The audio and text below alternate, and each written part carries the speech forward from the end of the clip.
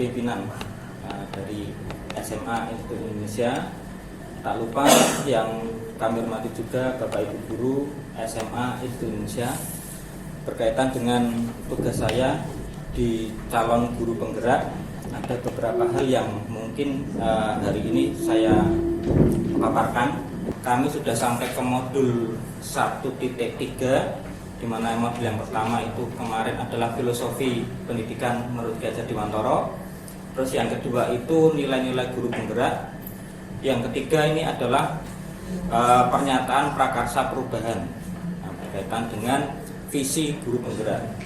Jadi kami di modul 1.3 ini kami dituntut untuk membuat visi. Harapannya nanti visi ini bisa diterapkan di sekolah. Harapannya. Langsung saja, ini yang pertama fasilitator saya adalah Bapak Suwardi. Beliau adalah pengawas di Jakarta, pengawas SMP. Kemudian yang kedua pengajar praktiknya adalah Ibu Sri Pahlawayanti Nuswandari.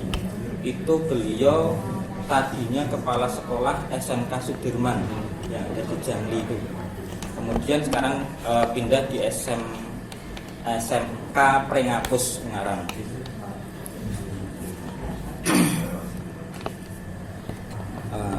Ini visi yang kami tawarkan karena kebetulan kemarin ini adalah gabungan. Jadi kelompok kami membuat visi terwujudnya peserta didik yang religius, terampil, mandiri, berpikir global dan berbudaya lokal.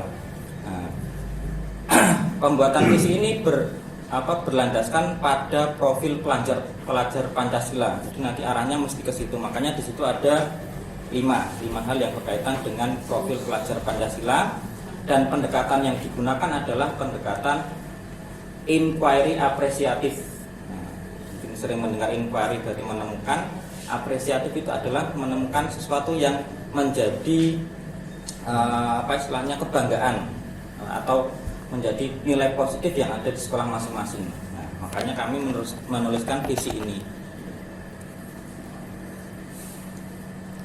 Penjelasannya karena berkaitan dengan profil pelajar Pancasila, di sini religius itu penggambaran dari profil beriman, bertakwa kepada Tuhan Yang Maha Esa dan berakhlak mulia. Yang kedua, terampil, penggambaran dari dimensi kreatif. Yang ketiga adalah mandiri. Nah, ini kami belum menemukan kata lain selain mandiri. Terus yang keempat adalah berpikir global. Ini kami mengkaitkan dengan visi yayasan. Nah, berpikir global, berbudaya lokal.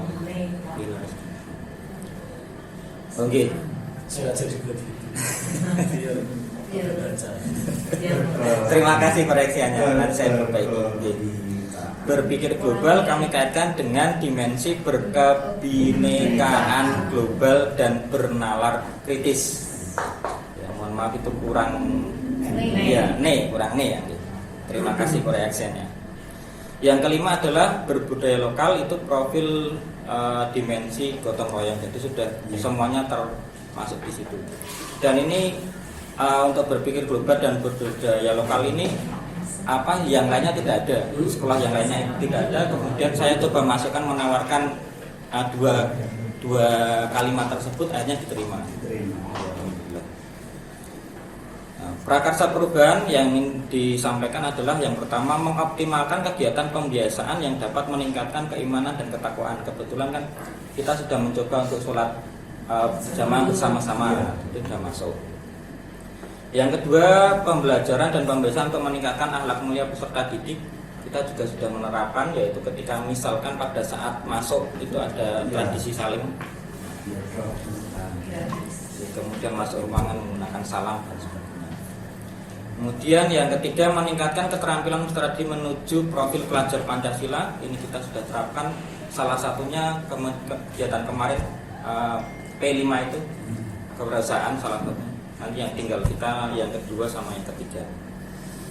Yang keempat adalah menumbuhkan budaya positif dengan sekolah melalui pembiasaan dan keteladanan. Mau tidak mau memang guru menjadi teladan bagi terutama siswa.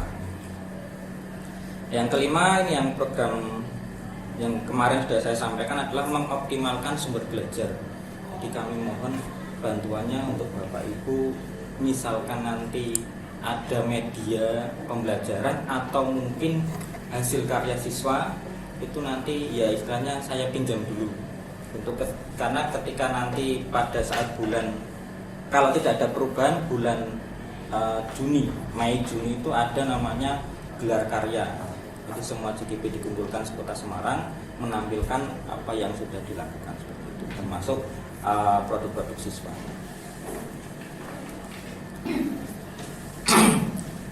Penjelasannya,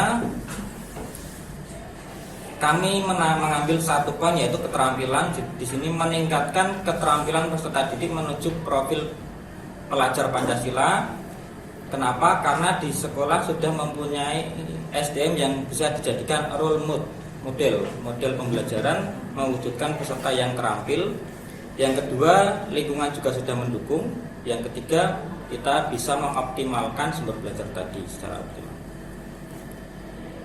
Kemudian pembiasaan yang bisa kita lakukan di sini, budaya literasi, keteladanan, memanfaatkan sumber belajar, dan ini yang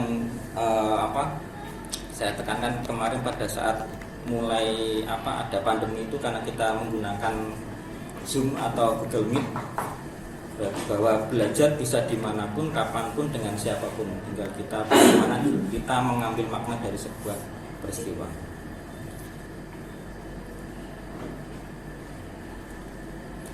Kemudian ini kami proses membuat visi misi berdasarkan konsep Bagja namanya. B-nya buat pertanyaan utama. Jadi poin utama untuk membuat visi itu pertama adalah membuat pertanyaan utama yang akan ditanyakan. Lah di sini kami menyusun mengapa kita perlu mewujudkan murid yang terampil. Kemudian ada jawabannya atau tindakan yang perlu dilakukan untuk menjawab pertanyaan tadi. Jadi kita disuruh membuat pertanyaan, kita sendiri yang harus menjawab. Baca buat pertanyaan. A-nya adalah ambil pelajaran. Jadi kita mengambil pelajaran dari yang sudah dilakukan sebelumnya bagaimana. Ini kemudian G-nya gali mimpi. Jadi harapan yang nanti kita akan wujudkan seperti apa dari visi tersebut. Terus J, jabarkan rencana. Jadi poin-poin penting yang kita akan melakukan, yang akan kita lakukan apa? Itu namanya jabarkan rencana. Terakhir adalah atur eksekusi. Mungkin Bu Ida juga kemarin sudah ada teman yang istilahnya info menggunakan Bagja penjelasannya. Seperti itu penjelasan yang ingin saya sampaikan. Terima kasih atas kesempatan yang sudah diberikan. Jadi untuk yang poin modul 1.4 ini kami sedang belajar tentang budaya positif. Kalau saya tidak salah juga di PMN ada itu budaya positif. Materinya sama persis. Nggih. Pak sampai apa? Tapi sebetulnya.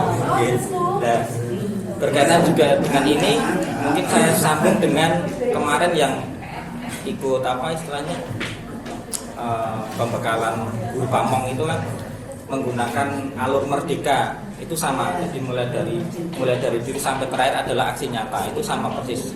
Kemudian LMS yang digunakan juga sama nanti Bu. Jadi kita masuknya kemana, nanti kita bisa saling tukar informasi.